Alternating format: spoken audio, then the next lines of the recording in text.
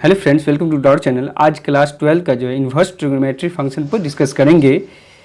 Inverse trigonometry function को हिंदी में क्या बोलते हैं? प्रतिलोम त्रिकोणमिति। ठीक है। अब देखिए, आज जो हम बात करेंगे, सबसे पहले ये बात कर ले कि जो क्लास 11 का जो है मैथ्स है, क्लास 11 का मैथ्स है, उसका आप त्रिकोणमिति पढ़े होंगे।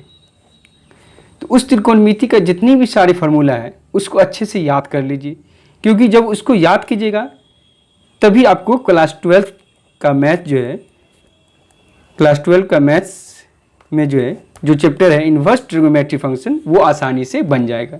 ये इन्वर्स वाला जो है इन्वर्स ट्रिग्नोमेट्री फंक्शन जो है आसानी से बन जाएगा। ठीक है। तो आज जो हम लोग जानेंगे इन्वर्स ट्रिग्नोमेट्री फंक्शन में, आज का जो क्लास है वो बेसिक होगा, और बेसिक के साथ ही समझिए इंट्रोडक्शन क्लास भी है। उसी में एक आध दो क्वेश्चन सॉल्व करेंगे, उसके बाद हम एक्सरसाइज पे जाएंगे। देखिए, सबसे पहले हम लोग जानेंगे कि y बराबर एफ एक्स कोई एक फंक्शन है। y बराबर एफ एक्स कोई क्या है? एक फंक्शन है। इसको हम लोग क्या बोलते हैं कि y जो है x का फंक्शन है। y किसका है? x का एक फंक्शन है।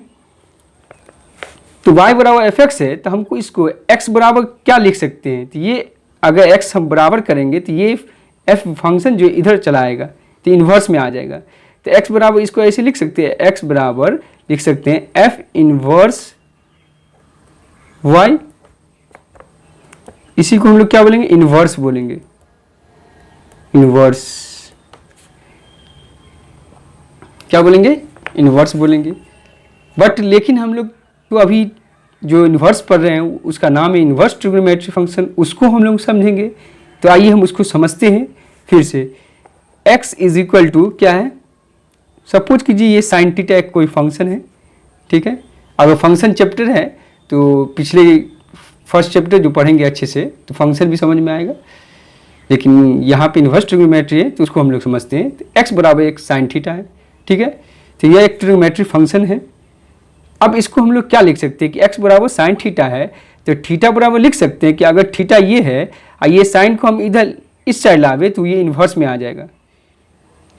सपोज कीजिए एक करने से आप x का वैल्यू निकाले थे कि कोई जिसका वैल्यू इनटू में रहता है वो डिवाइड में जाता है। तो सपोज उसी तरह समझिए कि अगर हमको थीटा का वैल्यू निकालना है, ये साइन इसके इनटू में, तो इधर जाएगा तो क्या हो जाएगा? डिवाइड में। तो उसी डिवाइड को इन्वर्स भी बोलते हैं। तो इसको हम लिख सकते हैं ऐसे कि थीटा बराबर क्या लिख सकते हैं? साइन उधर चला जाएगा तो इसको लिख सकते हैं साइन इनवर्स x हो सकता है। इसी को हम लोग क्या बोलते हैं? इसी को हम लोग बोलते हैं इन्वर्स ट्रिग्नोमेट्री फंक्शन। इसी को क्या बोलते हैं हम लोग?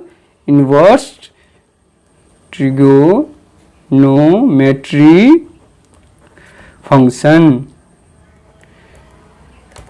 ठीक है। चलिए एक और हम नोट करके लिखाते हैं। एक और हम बात जानते हैं, ये तो जान गए कि इसी को हम लोग बोलेंगे इन्वर्स ट्रिग्नोमेट्री फंक्शन। एक बात ये है कि हम लोग पढ़ते आए हैं कि साइन 60 डिग्री जो है क्या होता है? √3/2 होता है। ठीक है। तो ये 60 डिग्री जो देख रहे हैं वैल्यू, ये 60 डिग्री जो वैल्यू देख रहे हैं, इसको ये क्या है? आपका एंगल है। ये क्या है? आपका एक वैल्यू है। तो ये एंगल का ये वैल्यू है। ये जो एंगल है 60 डिग्री, उसी का वैल्यू क्या है? √3/2 है। बट इन्वर्स में आइएगा, इसीलिए अगर इन्वर्स में आइएगा, अगर हमको इन्वर्स में इसको ले जाना है कि साइन को उस साइड ले जाना है, तो क्या हो जाएगा? साइन इन्वर्स इसमें चढ़ जाएगा, तो साइन इन्वर्स √3/2 हो जाएगा। तो sine inverse √3/2 is equal to कितना हो जाएगा? 60 डिग्री। तो देखिए इधर ये जो है ये क्या अब हो गया? ये तो √3/2 ये क्या हो गया? एक वैल्यू हो गया। और ये क्या हो गया? ये एक एंगल हो गया।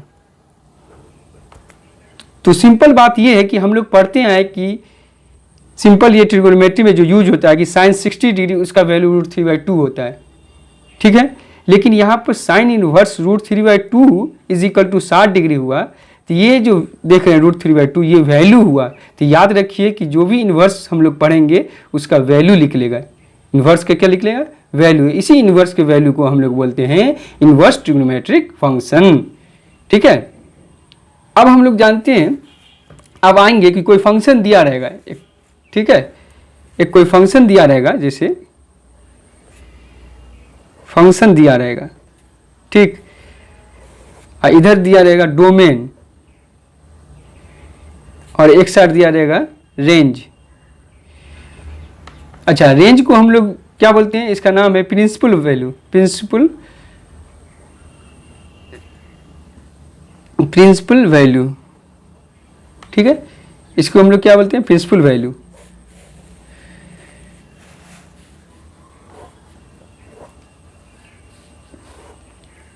अब देखिए, अगर कोई y बराबर साइन इनवर्स x का फंक्शन है, क्या है, y बराबर साइन इनवर्स x का फंक्शन है। चलिए, डोमेन हमको निकालना है, क्या निकालना है, हम लोग डोमेन निकालना है। तो अब देखिए, साइन इनवर्स x का जो है डोमेन कहाँ से कहाँ तक होगा। डोमेन का मतलब ही होता है कि वैल्यू जो है कहाँ से कहाँ तक है। कि इसका साइन इनवर्स x का डोमेन होता है -1 से लेके +1 तक, और इसका रेंज जो हो जाएगा, जब ये -1 से है तो यहाँ पे इसका रेंज हो जाएगा -π/2 से कहाँ तक, π/2 तक।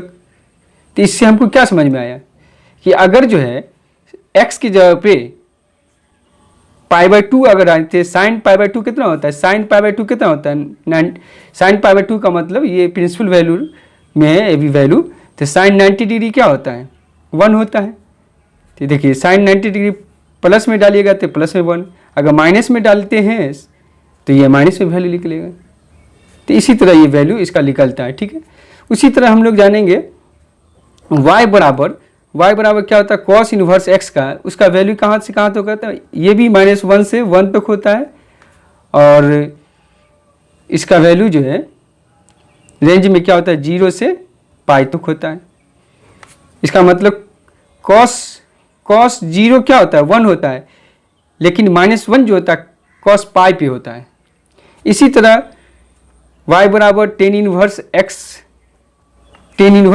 x का डोमेन क्या होता है, -∞ से इन्फिनाइट, या रियल नंबर भी लिख सकते हैं। तो इस तरह करके जो है एक चार्ट बना हुआ है एक फंक्शन में, तो उसका डोमेन और रेंज याद रखना आपको। तो आपको जो है डोमेन और रेंज का जो है एक चार्ट डिस्प्ले कर दिया जाएगा, आप डिस्प्ले पे देखिएगा, थोड़ी देर रहेगा फिर चला जाएगा। ठीक है, उसी तरह वैल्यू हम लोग कैसे निकालते हैं, तो एक कोई क्वेश्चन रहता है, प्रिंसिपल वैल्यू में क्या निकालते हैं, देखिए y,